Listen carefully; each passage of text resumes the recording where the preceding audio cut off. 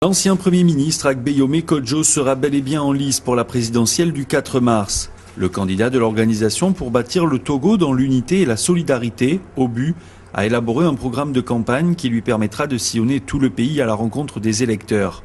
Pour convaincre ses compatriotes de le porter à la magistrature suprême du Togo, Agbeyome Kodjo a une stratégie fondée selon lui sur la franchise.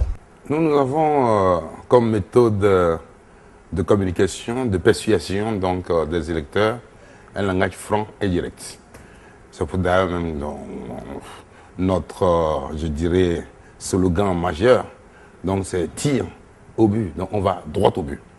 Ceci dit, nous sommes confiants que tel que nous avons démarré notre campagne, il y a donc pas une grande caravane à l'intérieur de la ville de Lomé, l'enthousiasme que les populations ont exprimé par rapport à cette caravane et par rapport aux candidats de la formation politique OBU, tout cela confirmé par le grand meeting de Palimé, me laisse augurer que le 4 mars au soir, OBU sortira donc victorieuse de cette compétition électorale.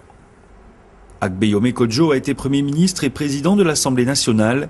Il se présente comme un homme expérimenté. Il a déjà préparé ses premières décisions au lendemain de son élection. La première mesure que je prendrai, donc, j'avais dit, je vais libérer les prisonniers politiques.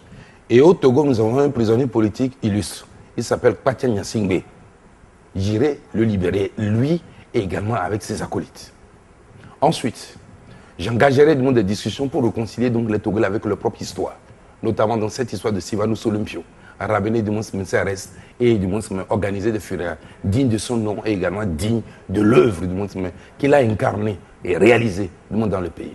En dehors de ça, nous mettrons fin au pillage et au gaspillage donc des deniers publics. Cela passe par des mesures donc de bonne gouvernance qui permettront donc de mieux maîtriser tous les flux financiers donc, qui doivent aller au trésor public. À partir de ce moment-là, je peux du moins rapidement améliorer le pouvoir d'achat donc des uns et des autres, c'est-à-dire relever, si vous voulez, les salaires, le niveau des salaires au niveau de la fonction publique. Nous avons envisagé également que pour cette année 2010, tous ceux qui partiront à la retraite auront donc 12 mois de salaire brut. Bref, il y a toute une batterie de mesures que nous pensons prendre pour redonner la confiance aux Togolais et ensuite leur permettre de mieux vivre. Pour que ses vœux soient exaucés, il doit être élu président de la République, donc battre le candidat du Rassemblement du peuple togolais, le président sortant Faure Gnassingbé.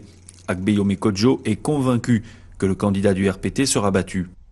Nous savons que l'élection ne respectera pas les normes, les standards internationaux. Mais, compte tenu du sentiment de rejet massif du président de la République, nous sommes convaincus qu'il sera battu. Rappelons qu'Agbeyome Kodjo a été arrêté et écroué en 2005 à la prison de Kara pour malversation financière dans sa gestion du port autonome de Lomé. C'est à la faveur d'une grâce présidentielle du président Faure Gnassingbé qu'il a été libéré après 9 mois de détention.